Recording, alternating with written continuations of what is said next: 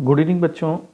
आज हम लोग क्वेश्चन सीखेंगे, क्वेश्चन नंबर 22, जिसमें एक पोटेंशियोमीटर है और जिसमें ड्राइवर सेल है जो करंट हमारी मेन स्टडी करंट फ्लो करा रहा है सर्किट में, वो 2 वोल्ट का है और जिसका इंटरनल रेजिस्टेंस 0.4 ओम का है। और उससे लगा हुआ एक दूसरा सेल है जिसका ईएमएफ हमें पता करना है या दिया गया है इसमें 1.02 वोल्ट, और उसके साथ 600 किलो ओम का रेजिस्टेंस जुड़ा हुआ है और गैलोमीटर से चौकी लगी हुई है। तो यहाँ पर कहता है कि अगर ईएमएफ हमारा 1.02 वोल्ट है तो उस वक्त जॉकी जो नल पॉइंट खोजती है वो 67.3 सेंटीमीटर पर खोजती है। अब इसकी जगह पर दूसरा अननोन ईएमएफ अगर लगा दें ई, जिसको हम E2 भी कह सकते हैं, क्योंकि सवाल E1 और E2 में निकालना आसान रहेगा। तो L2 जो हमको लेंथ मिलती है वो 82.3 सेंटीमीटर पे जाके मिलती है। तो इसका मतलब ये हुआ कि चूँकि सेल बदला तो बैलेंस पॉइंट बदल जाएगा, चूँकि इसका ईएमएफ बदला तो जाहिर सी बात है बैलेंस पॉइंट बदलेगा। आपको पता क्या करना है, इसमें ईएमएफ पता करना है। देखिए सेक्शन ए पार्ट में हमको ईएमएफ, तो आप लिख सकते हैं E1 by E2 is equal to L1 by L2। ये आया कहाँ से? तो ये आपने पढ़ा है E is equal to K into L होता है।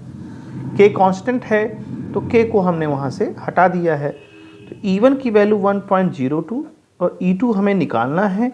L1 है 67.3 और 82.3। ठीक है, यहाँ पर E2 जब फाइंड करेंगे तो सॉल्व करके E2 की वैल्यू अप्रॉक्स आ जाएगी 1.24 वोल्ट। ठीक है, ये कहानी ख़त्म हो गई।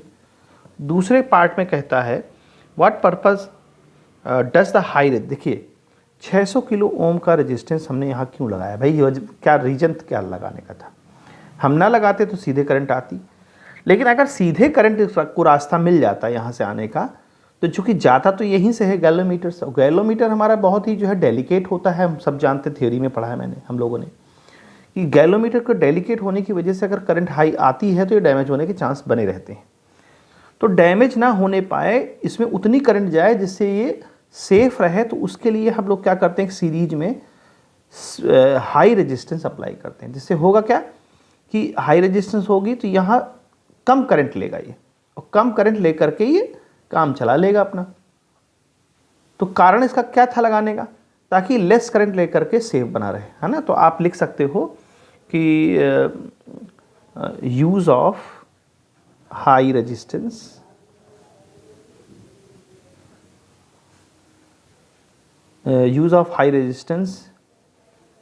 इन सर्किट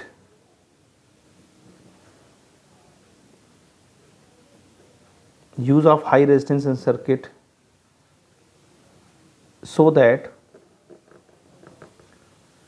galvanometer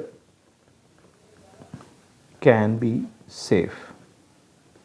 आप अपनी लैंग्वेज में भी लिख सकते हैं, कोई ऐसा वो नहीं है, इसमें कोई रूल नहीं है, मतलब कोई फिजिक्स का वैसा रूल नहीं है कि नहीं आपको उसके टू द पॉइंट लिखना है। तो आप अपने वर्ड्स में लिख सकते हो।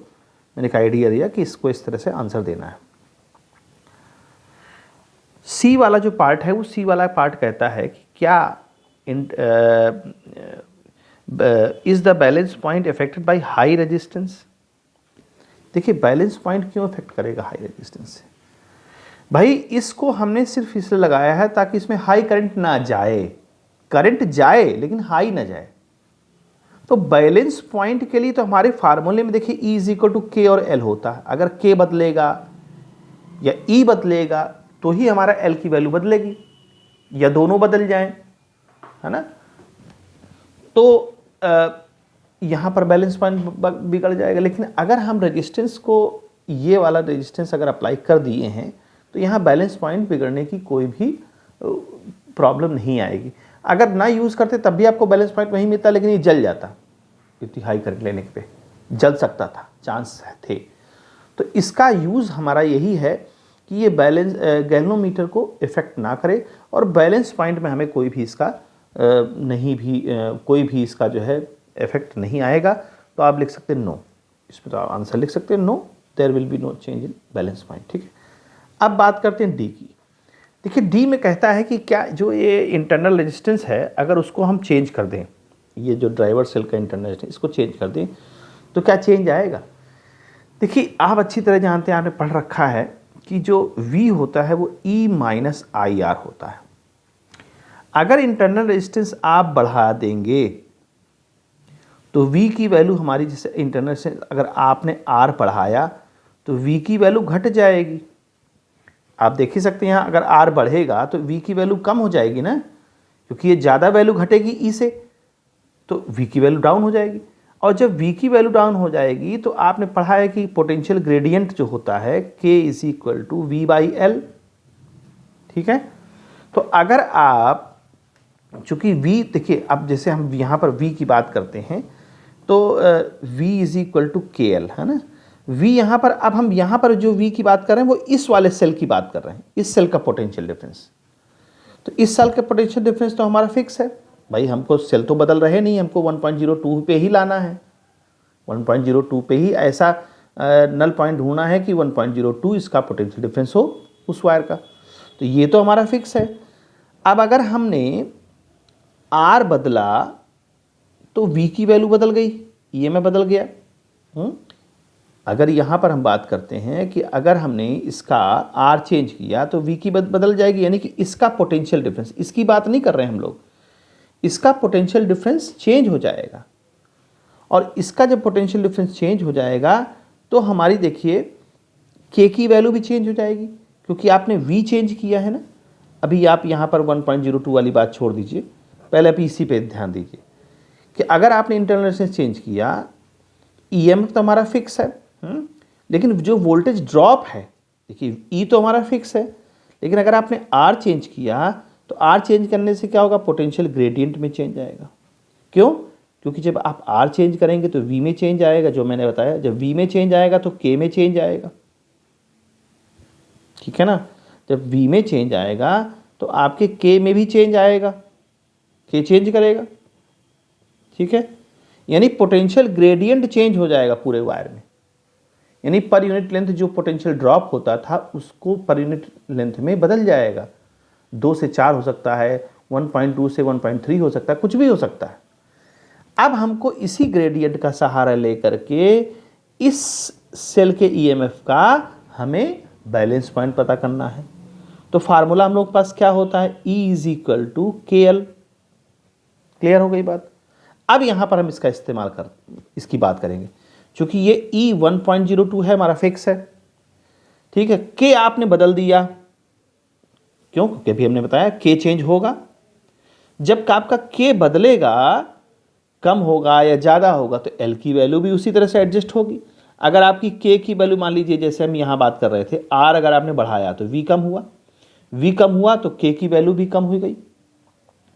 ठीक है, क्योंकि वायर की लेंथ तो फिक्स है हमारी 100 सेंटीमीटर, ये तो हम बदल रहे नहीं, तो यहाँ वाली जो वायर की लेंथ है वो इसको हम मान रहे हैं, ये तो फिक्स है। तो अगर आपने V चेंज किया तो K चेंज किया, K चेंज हुआ तो V अगर डाउन हुआ तो K डाउन हुआ। अगर K यहाँ डाउन हो गया तो L की वैल्यू बढ़ाएंगे, बढ़ेगी तभी ना तो ये कांस्टेंट आएगा, क्योंकि जब दो चीज़ें प्रोडक्ट में होती हैं तो एक अगर घटती दूसरे को बढ़ाना पड़ता है, तभी वो मल्टीप्लाई होकर कांस्टेंट आता है। तो आपने क्या किया, K को घटा दिया तो L की वैल्यू बढ़ानी पड़ेगी, यानी बैलेंस पॉइंट अब आपको बढ़ के मिलेगा। तो यहाँ पर क्या होगा कि बैलेंस पॉइंट आपका चेंज होगा। ये हमने रीज़न आपको दिखाया कि क्यों चेंज होगा। तो यहाँ पर आपको लिखना पड़ेगा, yes balance point will be change, है ना, due to change in internal resistance. ठीक है, ये बात क्लियर हो गई। अब बात कर लेते हैं ई वाले क्वेश्चन की। ई वाला क्वेश्चन क्या कहता है, ई वाला कहता है कि would the method work in absolute situation if the driver cell of potentiometer had an EMF 1 volt instead of 2 volt. भाई ये तो मजाक करने वाली बात हो गई। खुद सोचिए, हमारे सेल का EMF जो है वो 1.02 है, ठीक है, और इसका EMF 2 वोल्ट है, यानी कि यहाँ से लेकर के यहाँ तक का 2 वोल्ट पोटेंशियल डिफरेंस ड्रॉप होगा। और इसी में ही हमको बैलेंस पॉइंट ढूंढना है, तो बहुत आराम से खेल लेंगे और ढूंढ भी लेंगे, ठीक है।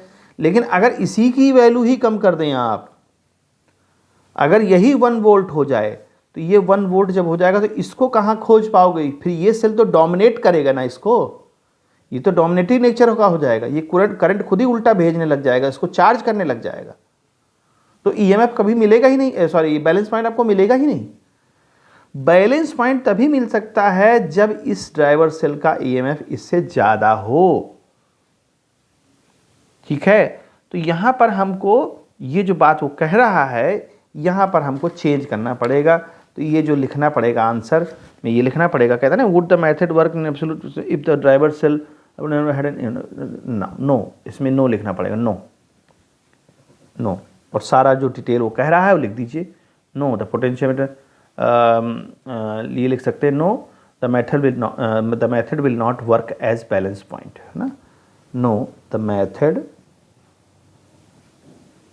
Will not work to find balance point. भाई सिंपल सी बात है, आप खुद सोचिए कि जब ड्राइवर सेल की ही ताकत कमजोर है तो कहाँ से वो लड़ाई कर पाएगा अपने से बड़े उससे, वो तो तभी ना कर पाएगा जब उसका बैलेंस पॉइंट, उसका ईएमएफ ज़्यादा हो ड्राइवर सेल का।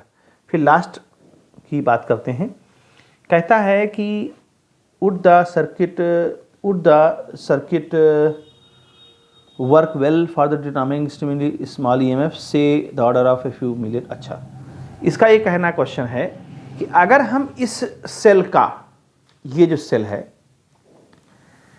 इस सेल का जो आर्डर है मिलियन इलेक्ट्रॉन वोल्ट होता, मान लीजिए मिलियन का मतलब समझ रहे हैं ना, कि जैसे हम कहते हैं भाई 1 मिली वोल्ट होता, 1.02 ना होता, अगर ये होता 1 मिली वोल्ट, तो 1 मिली वोल्ट का मतलब समझ रहे हैं 1/1000 वोल्ट, यानी बहुत कम, है ना। मिली वोल्ट और 1 वोल्ट में अंतर देखिए, 1 वोल्ट का मतलब 1 वोल्ट और एक मिली वोल्ट का मतलब एक वोल्ट के आपने 1000 पार्ट कर दिए। तो आप खुद सोचिए कि अगर ये 1 मिली वोल्ट का होता तो आपको बैलेंस पॉइंट कहाँ मिलता, भाई ये 2 वोल्ट का तो है ही है, ये पूरा 2 वोल्ट का है। अगर आधे पे देखें तो 1 वोल्ट हो जाएगा, और 1 वोल्ट अब इतने के 1000 टुकड़े कर दें आप, पार्ट कर दें, तो बहुत नज़दीक मिलेगा इस एंड पॉइंट के, क्योंकि बहुत छोटा पार्ट हो जाएगा। तो यहाँ पर ये जो बात कहना चाह रहा है कि बहुत क्लोज हो जाएगा किसके, ए के। तो कहता है अगर ऐसा हो तो फिर आप क्या सिचुएशन अप्लाई करेंगे भाई, अगर ऐसी बात होती है तो आप क्या सिचुएशन, कौन सी सिचुएशन में इसको जो है अप्लाई करेंगे ताकि ये हमारी प्रॉब्लम ख़त्म हो जाए। तो इसके लिए क्या कर सकते हैं हम लोग, एक तरीका अपना सकते हैं, या तो आप इसको कम कर दीजिए, सेल के ईएमएफ को कम कर दीजिए, लेकिन अगर आप नहीं करना चाहते तो इंटरनल रेजिस्टेंस को बढ़ा दीजिए।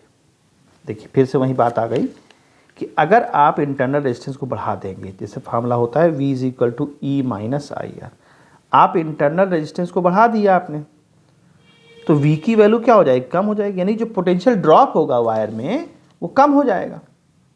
समझ रहे हैं मेरी बात, पोटेंशियल ड्रॉप जो इतनी लंबाई पर हमको मिल रहा था वो पोटेंशियल ड्रॉप कम हो जाएगा। जब आपको पोटेंशियल ड्रॉप कम हो जाएगा तो आपकी जो बैलेंस पॉइंट है वो बैलेंस पॉइंट कुछ ज़्यादा दूरी पर मिलेगी। अभी इस पर हम लोग चर्चा कर चुके हैं, इस चीज़ पर एक बार, इस क्वेश्चन पर, डी वाले पार्ट पर। तो अगर आपने आर की वैल्यू बढ़ा दी, यानी इसके साथ कुछ एडिशनल कर दिया, 0.7 कर दिया, 0.8 कर दिया, 2 कर दिया, कुछ भी कर दिया, तो एडिशन में क्या होगा कि V की वैल्यू कम हो जाएगी, तो पोटेंशियल डिफरेंस कम हो जाएगा। जो पोटेंशियल डिफरेंस इतनी वायर पर हमको मिल रहा है अब वो कम पे मिलेगा। जब कम पे मिलेगा तो बैलेंस पॉइंट हमको खोजने में, अगर ये फ्यू मिलियन वोल्ट का होगा तो ये कैलिब्रेशन इसका बढ़ जाएगा, जो यहाँ मिलता है हो सकता है यहाँ मिले या यहाँ मिले, जहाँ कहीं मिले। तो इसका एक यही सीधा रास्ता है कि आपको इसमें एक इंटरनल रेजिस्टेंस को इंक्रीज करना पड़ेगा, सीरीज में बढ़ाना पड़ेगा। तो आप लिख सकते हैं यहाँ पर कि क्वेश्चन में एक पूछा गया था वुड द सर्किट विल, हाँ ठीक है, yes it can be measured